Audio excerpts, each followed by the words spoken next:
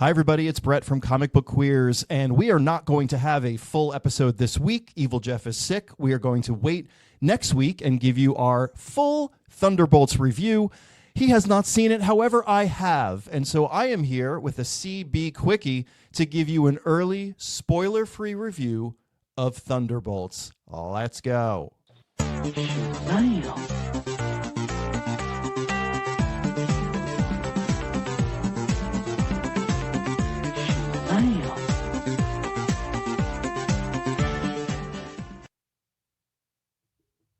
All right, let's talk about Thunderbolts. So we were a little nervous going into the movie because of the MCU's recent history and poor quality. You were all there.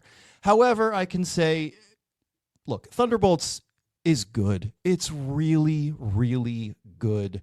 I think midway through when you're watching it, you'll start to reminisce about the original Guardians of the Galaxy. It very much has that energy, that spirit, that vibe. Obviously, this is not a space movie. This is very grounded.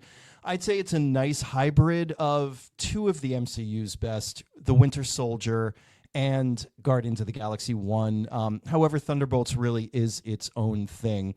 We've seen the MCU market Thunderbolts as, Marvel Studios market Thunderbolts as kind of an A24 movie to which we kind of rolled our eyes, felt a little desperate. It no longer feels like the reach it did when we first saw that. This is a smart, character-driven, dialogue-driven, emotionally grounded movie, kind of unlike we've ever seen from the MCU. The MCU has always been good about playing emotional notes, about interweaving those character moments with action moments. The first Avengers was very good at that. Thunderbolts has taken that to masterclass level. So let's talk about a little bit why I think it's so effective and it's working so well. I think number one is the talent behind it, not only on screen but behind the screen. You're looking at the two writers and the director of Thunderbolts. That's Eric Pearson on the left. He's doing a lot of work for the MCU, but he's written some really good MCU projects like Thor Ragnarok and Black Widow. Then in the middle is Joanna Callow. Joanna is the co-writer, but here's what's of note about Joanna Callow. She is a writer for BoJack Horseman, for Hacks. She's a showrunner for The Bear, and she also was a writer for the Netflix limited series Beef, which was very critically acclaimed, very wonderful, an excellent character study. And so you've got these two writers, one of which who's done these really deep, rich, filled with tension, dramatic, funny shows like The Bear, like Beef, with Eric Pearson, who's kind of done who's worked on the better side of the MCU. And they are joined by director Jack Scherer. I'm going to pronounce that name correctly. Schreier. Jake Schreier has worked with Joanna Callow on Beef. He was the director of Beef. And so really just that the team behind that wonderful show Beef, the fact that they're the ones behind Thunderbolts, it should give you some hope. It should be a little bit promising because it is. So that's the cast or the crew behind the camera. Let's talk about the cast. Hannah John Kamen, she pops off the screen more than she did in Ant-Man. Under a different writer, a different director, just a different crew. She just seems to come through a little bit clearer. You really get to connect with her as a performer, as a character, more so than you did in the Ant-Man movies, which was wonderful.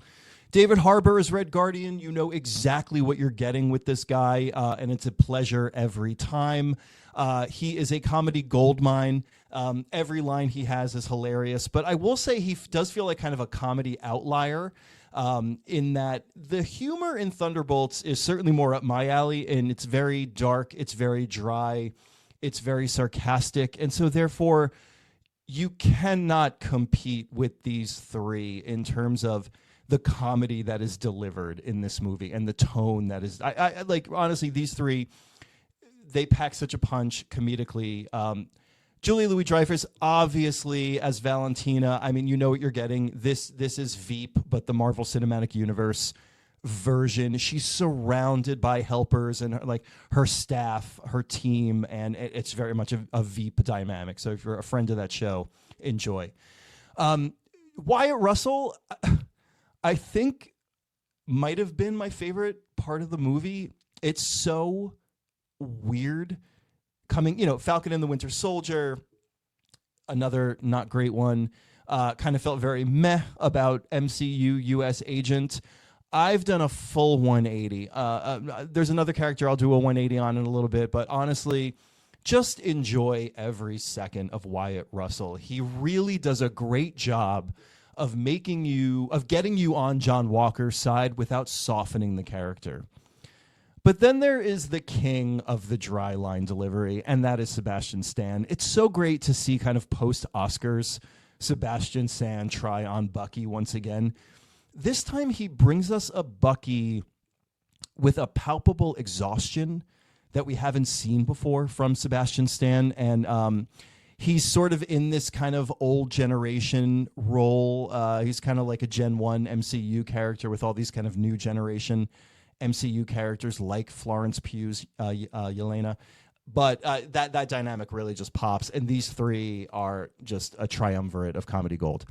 However, the movie belongs to these two.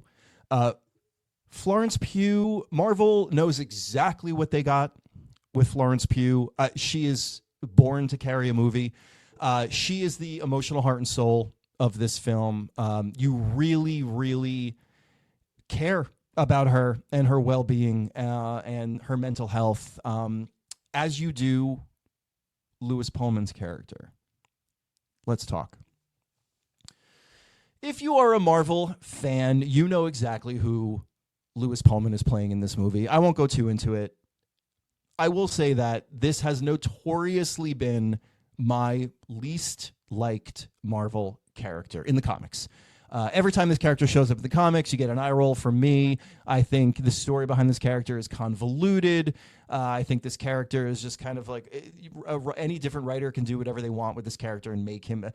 I just did not ever care for this character.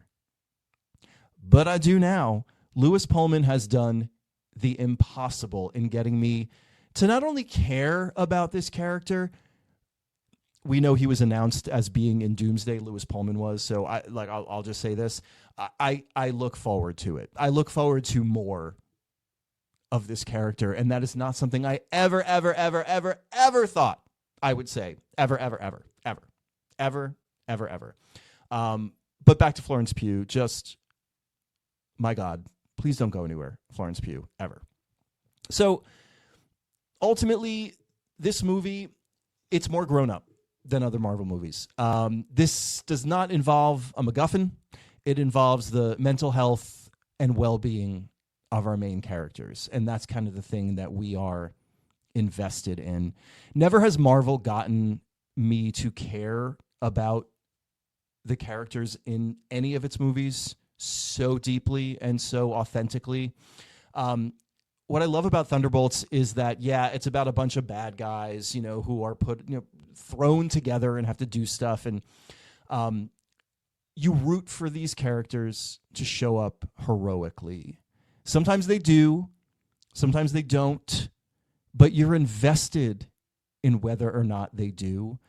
And I think one of the beautiful things about Thunderbolts is it got you rooting for heroism again. It got you rooting for good behavior again, for selflessness again, for pushing away isolation. It gets you invested in all of these things. And I think it sends a great message. I think everybody should see it. Take your teenagers to see it. Lord knows it's a message they would benefit from. It's a message all of us would benefit from in these dark times. But bravo to Thunderbolts. I really think, for me personally, I'm putting it behind Infinity War and Winter Soldier, not in that order, of some of the best MCU projects ever. Definitely hearkening back to Guardians, like I mentioned. So waste no time. If you don't have a ticket, buy it now and enjoy. I'm going to see it many more times, and I'm going to say it. The MCU is back, baby. Okay. Stay tuned for our full review. Bye. Bye.